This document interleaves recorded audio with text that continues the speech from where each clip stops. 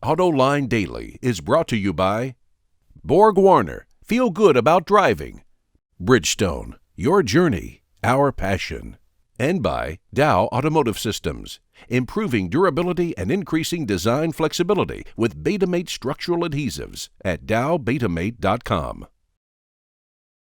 Welcome to a brand new week of AutoLine Daily. Thanks for making us part of your day, and now let's get to the reasons why you tuned in.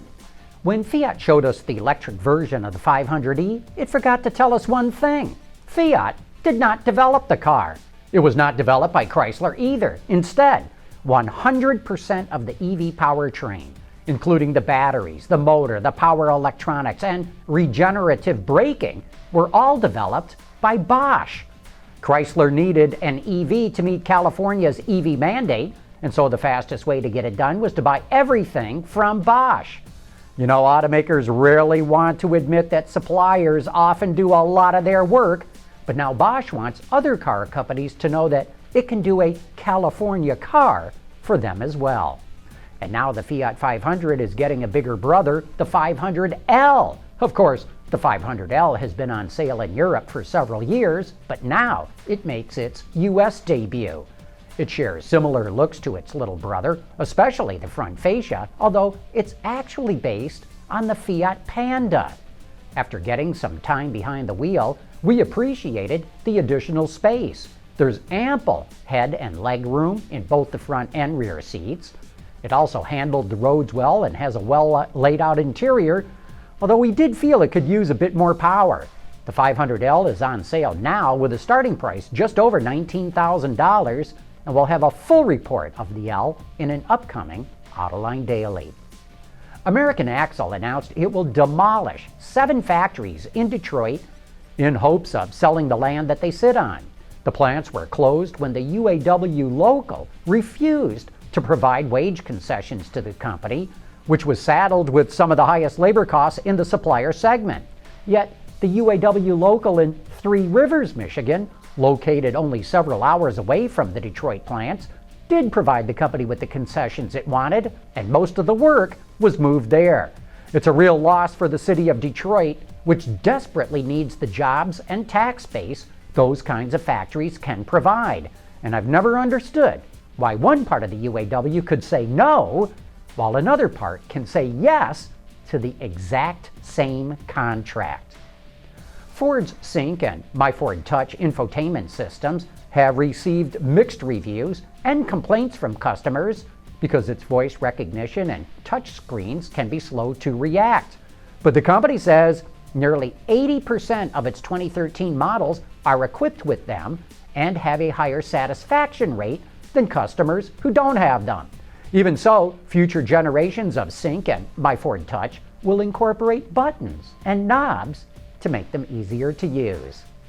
BMW just pulled the wraps off its all-new 4 Series Coupe. It shares the same 2-liter 4-cylinder engine as the 3 Series, but can also be had with a 3-liter inline 6.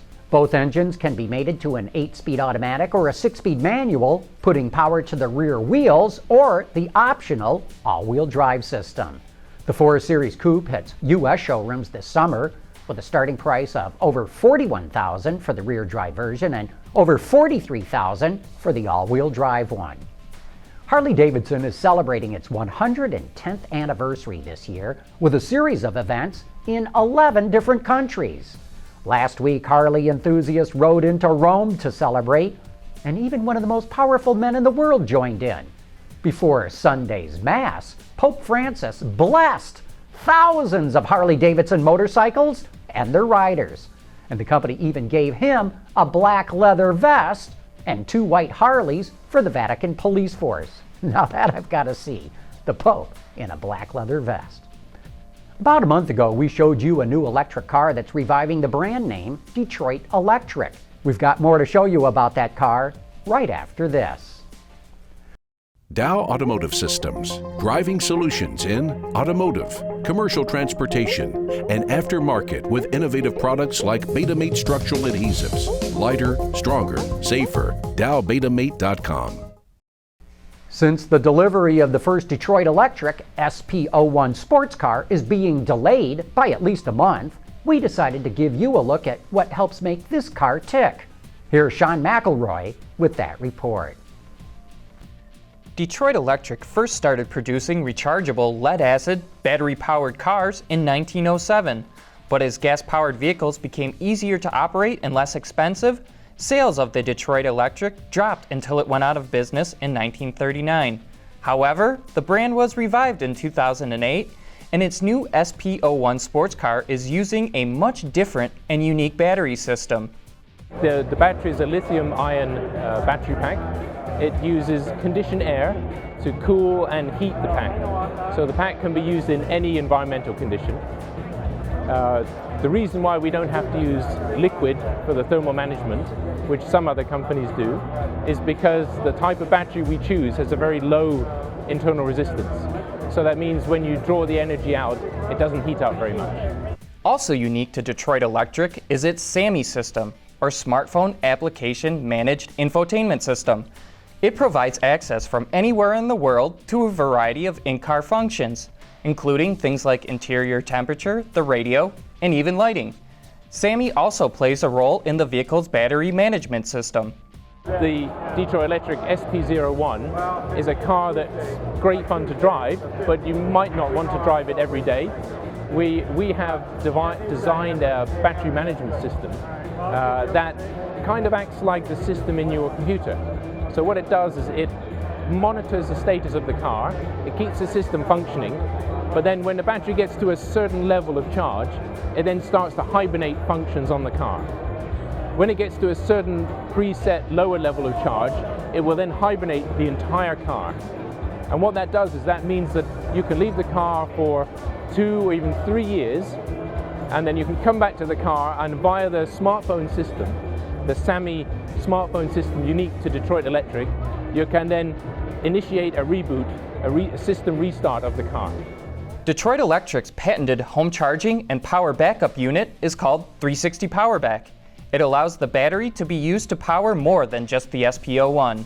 And one of the very unique features of this car is its bi-directional energy flow. So the car can flow energy from the grid into the battery, and using our control system, it can flow energy out of the car, either into the grid, into another car, or into your home, or another device that you have, like a caravan or whatever you want to power. So the car is really like a mobile energy storage system. You know, with the failure of so many electric car startups, you got to wonder how Detroit Electric will figure out how to make a go of it. We'll definitely want to keep a close eye on this one. Hey, before we go, I want to let you know that our guest on Autoline After Hours this Thursday night is Don Runkle from Eco Motors, the company that's come up with an engine design that uses half the parts of today's piston engines. So join me and the auto extremist Peter DeLorenzo for some of the best insider information in the business. Anyway, that wraps up today's report. Thanks for watching, and please join us again here tomorrow.